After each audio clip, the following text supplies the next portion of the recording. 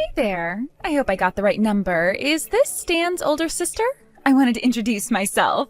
My name's Kendra. I'm Stan's fiancée. Oh, hi there, Kendra. I'm glad I finally got the chance to talk to you.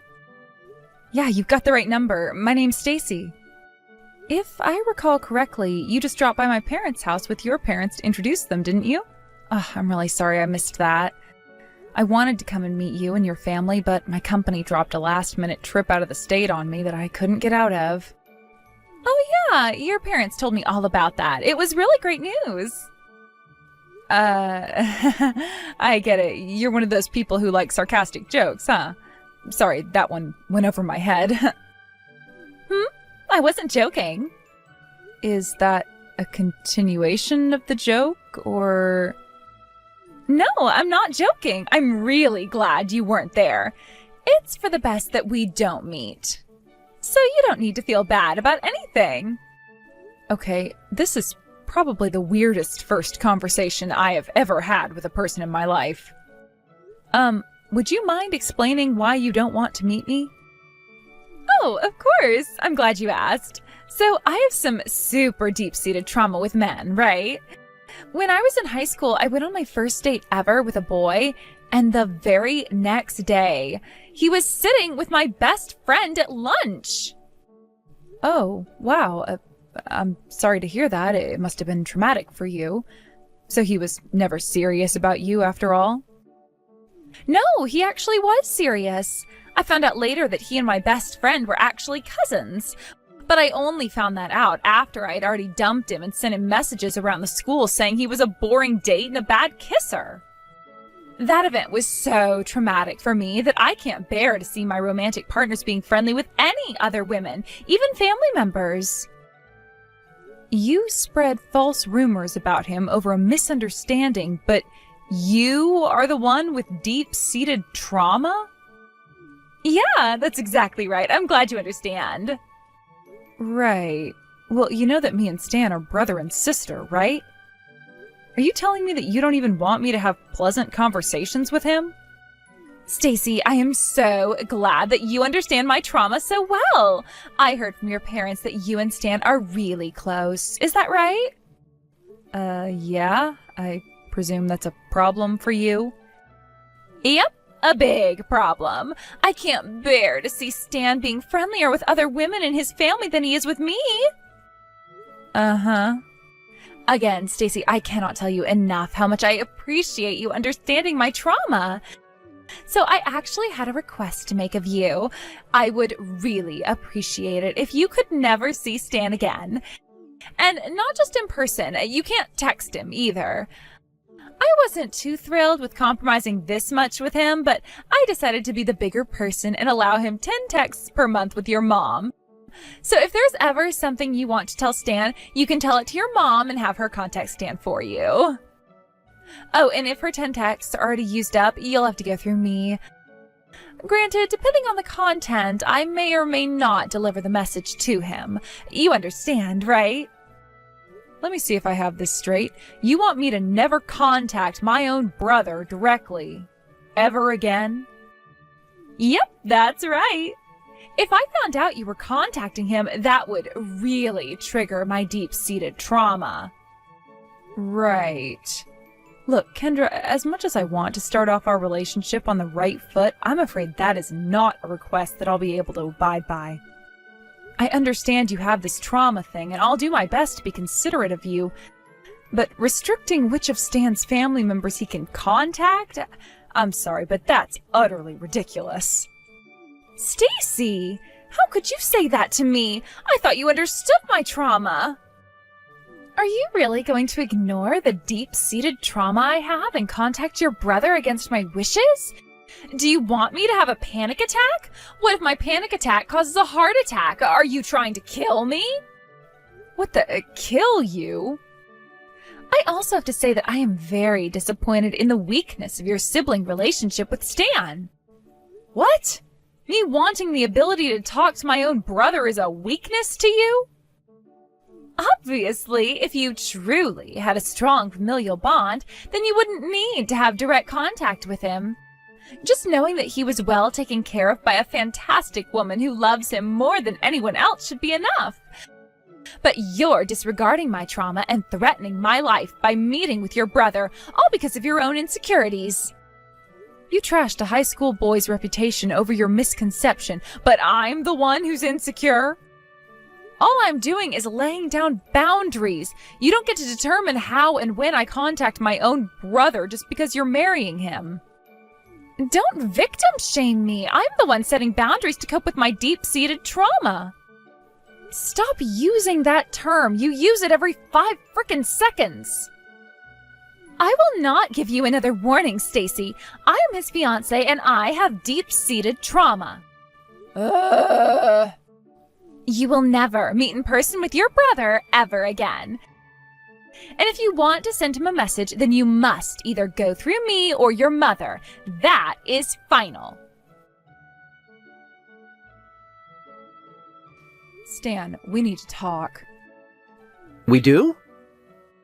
Yes, and it's about your fiancée. Are you sure you want to marry her? Like, really sure? Well, I did propose to her. I thought that would make my intentions clear. Can I ask what brings this on?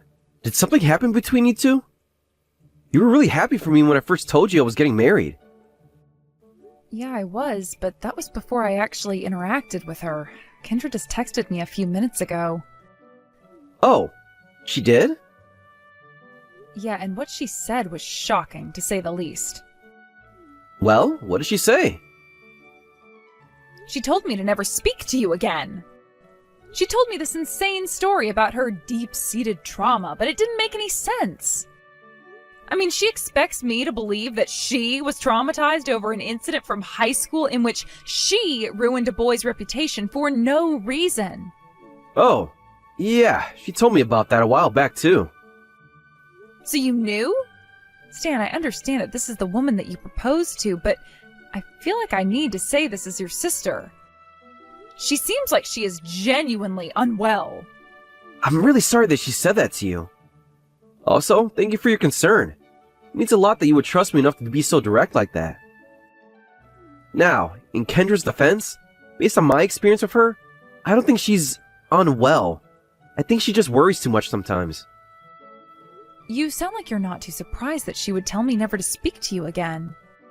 Well, I guess you can say she's done something like this before. Not to blow my own horn, but I've always had a lot of friends, right? Yeah, ever since you were a kid, you always had a huge circle of friends. You've been bringing them around the house for years now, but I still don't even remember most of their names. Even after you went to college, any free time you weren't studying, you were spending with friends. Right, that's something that doesn't really sit too well with Kendra. She doesn't like that you have friends? It's not that.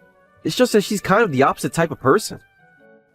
She'd rather just have a few super close people that she knows really well, and have a bunch of friends like me. So she can't comprehend my relationship with my friends. You know what I mean? I can't remember how many times she's gotten mad at me for spending a Saturday with my friends instead of her. Wow, that must have been difficult for you. Actually, that's the main reason I decided to marry her. Once she's my wife, I'm positive that she'll settle down a bit with the jealousy. I mean, what better way there is to prove my devotion to her than to vow to be there for her for the rest of my life? She won't have a reason to be jealous of my friends or family anymore. I guess you've put quite a bit of thought into this, Stan. Okay, if that's how strongly you feel about her, then I'll respect your decision. You're right, she'll probably loosen up a little bit after your wedding. Thanks for understanding, Stacy. So yeah, in the meantime, I wouldn't take anything she says about cutting off contact with me too seriously. I'll have her apologize to you at an appropriate time in the future. Though she shouldn't have said that to you. Alright, that's fine. You can take your time. I'm in no rush for an apology. You take good care of Kendra then, got it? And try to hold off on making any new friends for a while. Oh, do I have to? Alright, guess the next time I'll see you will probably be at our wedding, huh? I can't wait for you to meet Kendra in person. Kendra, what is wrong with you? You came up from behind me and punched me in the back of the head. Oh, you're awake. I'm glad to hear that. How are you feeling? Think I'm feeling? My head frickin' hurts. You punched me so hard that I passed out. They had to call an ambulance to take me to the hospital. Oh my goodness, they took you to the hospital? Yeah, you knocked me unconscious. They want to do a CT scan to make sure I don't have any internal bleeding. But you can cut it with the pleasantries, Kendra. You put me in the hospital. Now explain yourself. I hadn't even been at the wedding for a half hour when suddenly I felt a sharp pain in the back of my head, and the next thing I know, I'm on the floor looking at the ceiling. Why did you do that to me? Don't you remember the last time we spoke? It was my deep-seated trauma. Oh, great, not this again. I walked into the room and saw a woman I'd never met talking to Stan, and all the memories of my pain and misery in high school came rushing back. I was sure that you were actually Stan's mistress and had come to break up the wedding. All the shame and rage and sorrow welled up inside me, and I started seeing red. My body started moving on autopilot. I grabbed the nearest heavy object and bashed you over the head with it. You don't seem like you regret anything at all. You haven't even said you're sorry. But I didn't do anything wrong. It was all a big misunderstanding. I would have never hit you if I knew you were Stan's sister. It was all my trauma's fault. You don't think you did anything wrong? You hit me so hard I lost consciousness. You're not going to evade responsibility for that just because of your supposed trauma. And what the hell? You saw a woman talking to Stan, and the first thing that came to your mind was Stan's having an affair with her? First of all, it is not supposed trauma. It is real trauma. I will not allow you to deny my lived experiences. Second, you knew about my deep-seated trauma, and still you violated the boundaries that I set for you. How could you be so insensitive? I believe that I deserve an apology for your flagrant disregard for my emotional well-being and safety. This is completely insane. Insane? That's ableist language. Screw you! You could have actually killed me just now. What was it that you hit me with anyway? A rock or something? No, just an empty vase. Oh, excuse me, it was just an empty vase. You expect me to apologize for violating your psychotic boundaries, but you don't think you need to apologize for a literal assault? Not a chance. I am the one who deserves an apology here, not you. What? How dare you?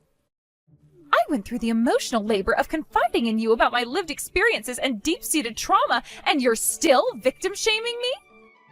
Are you intentionally fitting as many psychobabble nonsense words into your sentences as grammatically possible? You knew it was traumatic for me to see Stan talking to other women. I clearly laid down my boundaries for you, and you violated them on what was supposed to be the happiest day of my life. Therefore, it is only right that you apologize to me and promise that you will never violate my boundaries again. I swear, it's like your only source of vocabulary is the chapter on trauma of a psychology textbook written by a teacher's aide. How can you possibly be playing the victim right now? Because I am the victim. Wow. You know, Kendra, when you first texted me, I thought you were a complete psycho. But now, I don't think I went far enough.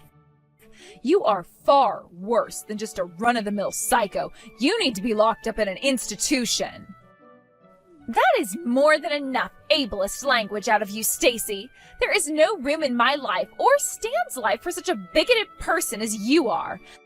I am marrying your brother today, and you will never see him again. I wouldn't be so sure of that if I were you. Huh? Kendra, do you honestly believe that you haven't done anything wrong? I've taken the liberty of reading the conversation that you and Stacy just had. And to be quite honest, that really is how you feel, and I'm not sure I can do this anymore. I'm sorry, Kendra, but this wedding is canceled. What? Wait a minute. Stacy? Or... oh no. Stan, is that you?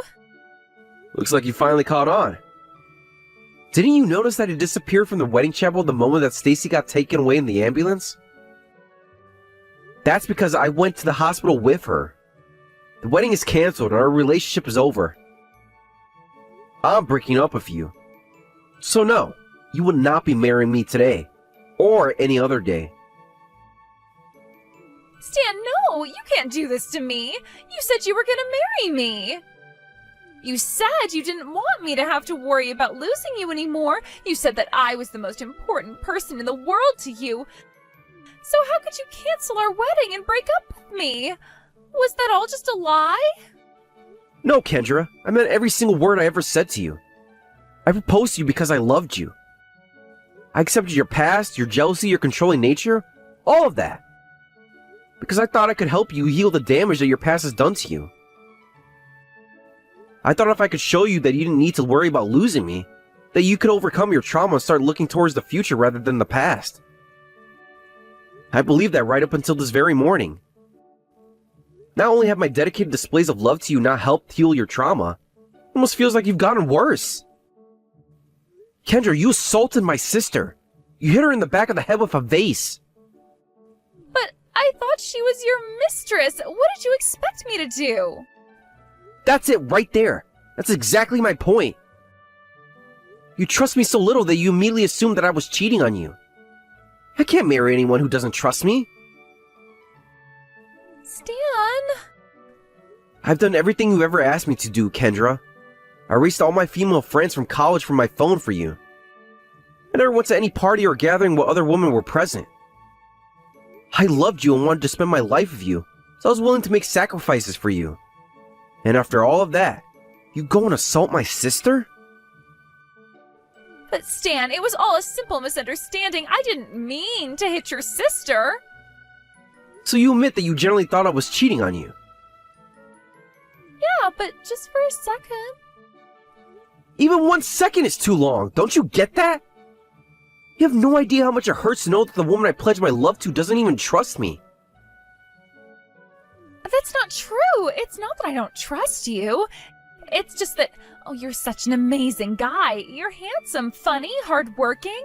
I always felt that you were out of my league. I was terrified of losing you. And so you bashed my sister over the head with a vase? I don't know how I can make this any clearer to you, Kendra. You've gone too far. Your trauma has completely taken over you. So much so that you were willing to assault a person you didn't know within a few seconds of seeing them for the first time. I had no idea you were such a violent person. I'm not a violent person. That's not fair. This is the first time I've ever done anything like this. Don't talk about me like I'm always going around and hitting random people wherever I go. First time? Huh, that's a lie. You're not just controlling and violent. You're a liar too. What are you talking about? I'm not lying. When I got to the hospital with Stacy, I just so happened to see a friend of mine who I invited to the wedding. He told me he was walking downtown this morning when all of a sudden, someone came up from behind him and pushed him down the stairs. That was you, wasn't it?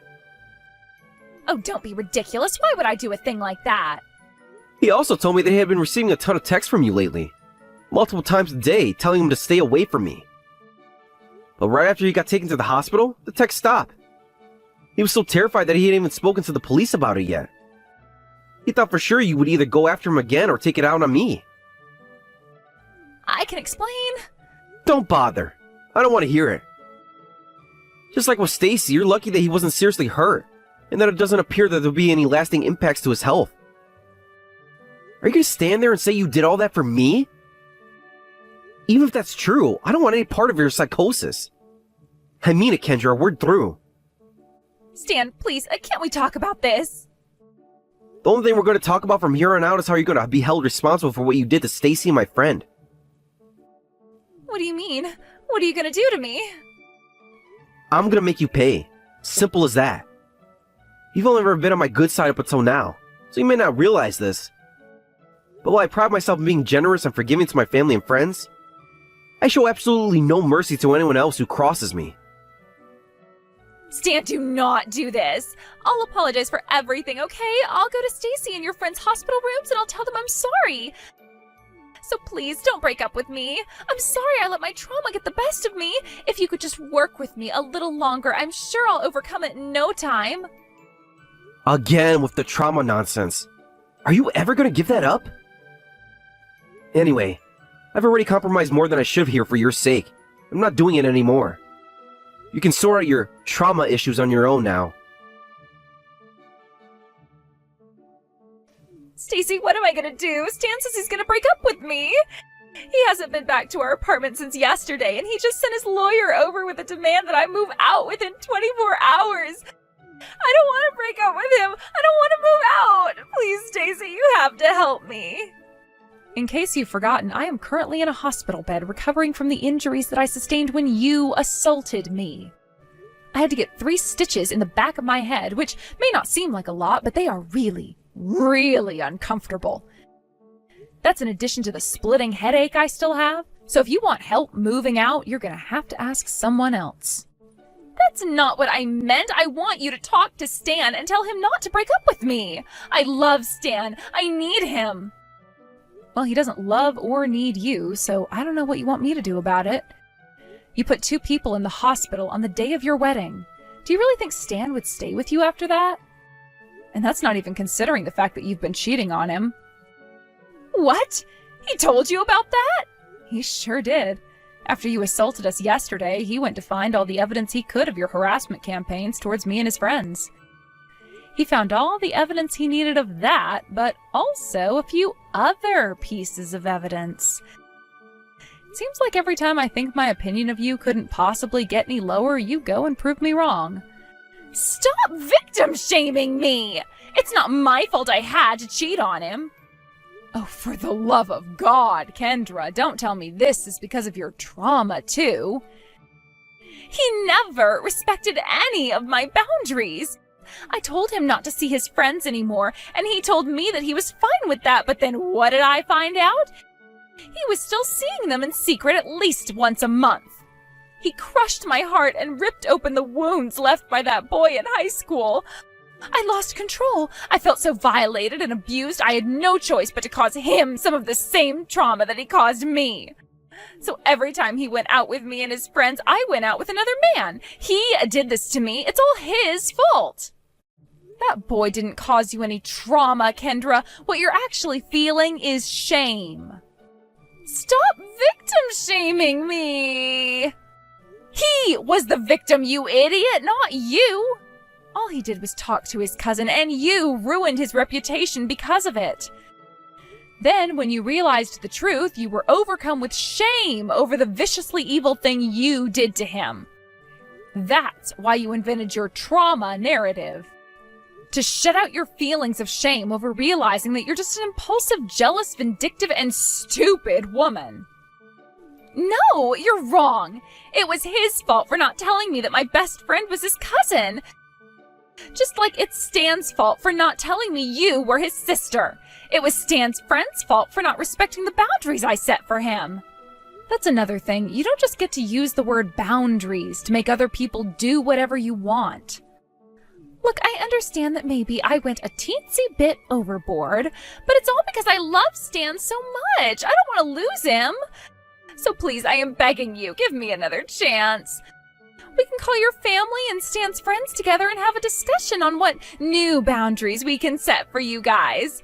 Boundaries that we all agree on. You still don't feel like you've done anything wrong, do you? I realize that some people who are less understanding of the trauma I've been through may view my actions as inappropriate. Yes. Yeah, that settles it. You don't think you've done anything wrong. You go through all these mental gymnastics to interpret what happens in a way that removes any responsibility from yourself. Well, I'd say it's high time someone forced you to take some responsibility. And it looks like that responsibility falls to me. You may not think that you've done anything wrong, but I'd bet a year's worth of my salary that a judge and jury will have a different view of things. What are you saying? Are you gonna sue me? Did Stan ever tell you what it was I do for a living? No. I'm a lawyer. Oh, no. Oh, yes. Do you have any idea how much money I'm losing every day I'm stuck here in this godforsaken hospital? You're going to compensate me for my lost wages, and much, much more. I've also decided to take up Stan's friend's case against you as well, pro bono. Please don't do that, Stacy. I'm already on the hook for a ton of money from the canceled wedding. If you sue me on top of that, I'll be ruined. Yeah? And how is that my problem? You don't seem to be aware of what sort of position you're in right now. You have successfully driven away the only person in this entire world who would have had pity on you, so don't expect any from me. We'll talk more once I'm out of the hospital. I suggest you start figuring out how to come up with a lot of money very soon.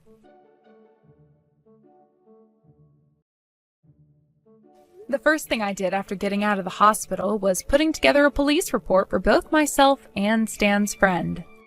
She was granted a speedy trial and found guilty on all counts. My next order of business was suing her for the costs of the wedding, hospital bills, and lost wages, which added up to around $50,000 in total.